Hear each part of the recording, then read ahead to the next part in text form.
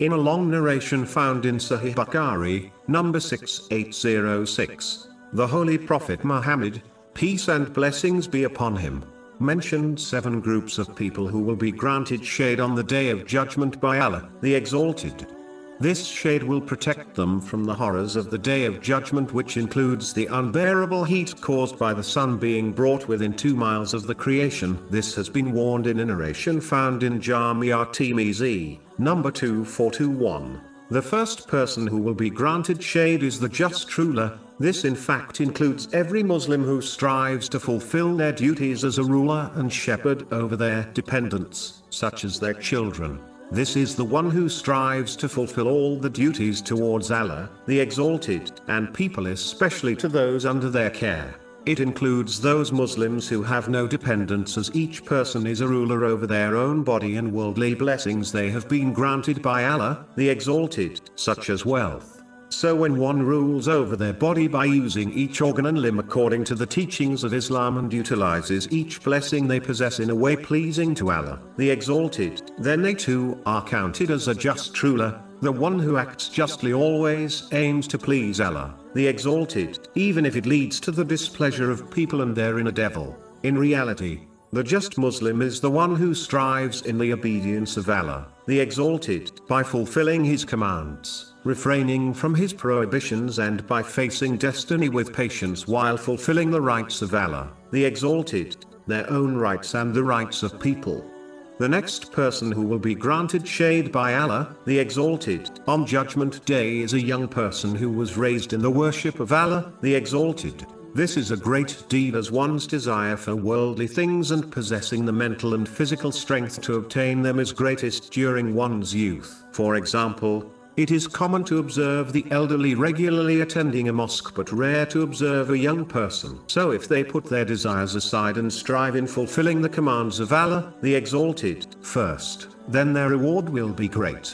It is important to note, this narration does not refer to a young person who is constantly worshipping Allah, the Exalted. It refers to the one who fulfills their duties towards Allah, the Exalted, such as the obligatory prayers according to the traditions of the Holy Prophet Muhammad, peace and blessings be upon him, and their duties towards people. The one who behaves in such a manner will find plenty of time to do other lawful things. But this attitude is rarely observed in a young person, as most Muslims only appreciate the importance of fulfilling their duties when they get older. This is why it is extremely important for parents and elders to encourage their children from a young age to fulfill their duties. In fact, the Holy Prophet Muhammad, peace and blessings be upon him, even advised parents in a narration found in Sunan Abu Dawud, number 495, to encourage their children to offer the obligatory prayers before they reach the age when they become obligatory on them. This preparation ensures they will fulfill their duties when they become binding on them. Unfortunately, this is an aspect of raising children Muslims often overlook, as they encourage their children on succeeding in worldly matters and delay their religious education. But by this time they become too set in their ways to act on the commands of Allah, the Exalted. The next person who will be granted shade on Judgment Day is the Muslim whose heart is attached to the mosques. This includes the Muslim who strives to offer their obligatory prayers at the mosque with congregation. One can understand the seriousness of not performing this deed by understanding the narration found in Sahih Muslim, number 1481. It warns that the Holy Prophet Muhammad, peace and blessings be upon him, desired to command the houses of the men who failed to offer their prayers in congregation at the mosque without a valid excuse to be burned down. In this day and age, for a working Muslim it is difficult to offer all their obligatory prayers at the mosque with congregation. But even still, with the exception of a few, every Muslim can offer at least a few obligatory prayers in congregation at the mosque every day. For example, those who work night shifts can offer the obligatory prayers which occur during the day, and those who work day shifts can offer the obligatory prayers which occur during the night with congregation at the mosque. This narration also includes those who regularly attend mosques in order to teach or learn Islamic knowledge, as this deed causes their hearts to keep returning to the mosque.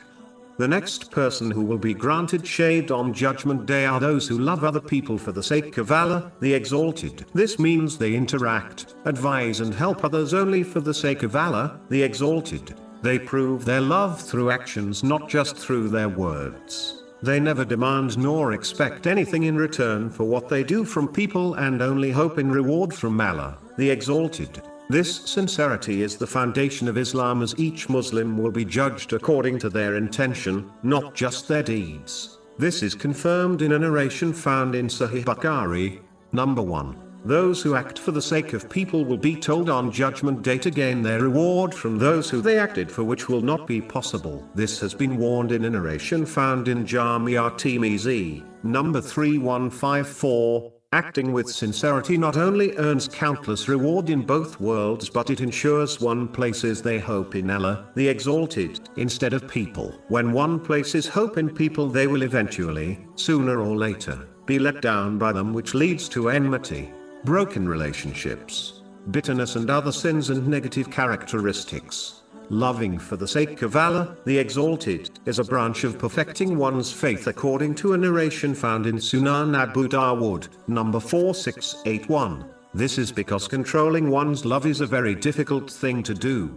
Whoever achieves this will find the other duties of Islam straightforward. The next person who will be granted shade on Judgment Day is a person who is invited towards fornication but rejects it out of the fear of Allah, the Exalted. Controlling one's desire, especially when no one except Allah, the Exalted, will know about it, is a great deed. Muslims should strive to avoid situations where they might be invited to sins by firstly avoiding places where sins are more common, such as a nightclub. This is extremely important, as a person's environment often has a deep impact on their attitude and behavior. Just like a student is more likely to study in a quiet library compared to a busy and loud house, a Muslim is less likely to be attracted to sins when they avoid places where sins occur regularly and openly. The other important thing is to avoid people who openly commit sins and invite others to them. A person will adopt the characteristics of their companions, whether good or bad. This has been indicated in a narration found in Sunan Abu Dawud, number 4833. Muslims should not only ensure they accompany good people but also encourage their dependents, such as their children, to do the same. If Muslims truly concentrated on this, it will dramatically reduce the amount of youth who become involved in gangs and crime. Chapter 43 Az-Zukhruf, verse 67. Close friends, that day, will be enemies to each other, except for the righteous. The next person who will be granted shade on Judgment Day is the person who donates secret charity. Even though donating charity publicly can invite and encourage others to do the same, which increases one's reward depending on how many people follow their behavior, which is confirmed in a narration found in Sahih Muslim, number 2351. Yet, donating charity in secret avoids the dangerous sin of showing off, which destroys one's deed. When a Muslim donates in secret, it indicates their sincerity to only please Allah, the Exalted. It is important to note, this narration did not set a limit of how much charity must be donated. So a Muslim has no excuse if they fail to act on this advice, as Allah, the Exalted, observes the quality of a deed, meaning a person's sincerity, not quantity. This has been confirmed in a narration found in Sahih Bukhari, number 1. In addition, charity in Islam is not only restricted to donating wealth. In fact, it encompasses all good deeds, such as commanding good and forbidding evil. This has been advised in a narration found in Sahih Muslim, number 1671. As long as one of these righteous deeds is done in secret without the person mentioning it to others, it is hoped they will fulfill this narration and be granted shade on Judgment Day. The final person mentioned in the main narration under discussion who will be granted shade on Judgment Day is the one who remembers Allah, the Exalted, in solitude and cries. Firstly, the fact that this reaction occurs in solitude indicates the sincerity of the Muslim, meaning their reaction is purely for the sake of Allah, the Exalted. This reaction could be due to a number of factors, which include one's realization of the uncountable blessings they have been granted, even though they show a lack of gratitude for them by using them incorrectly. One's understanding of the mercy of Allah, the Exalted, when He conceals their sins from the creation.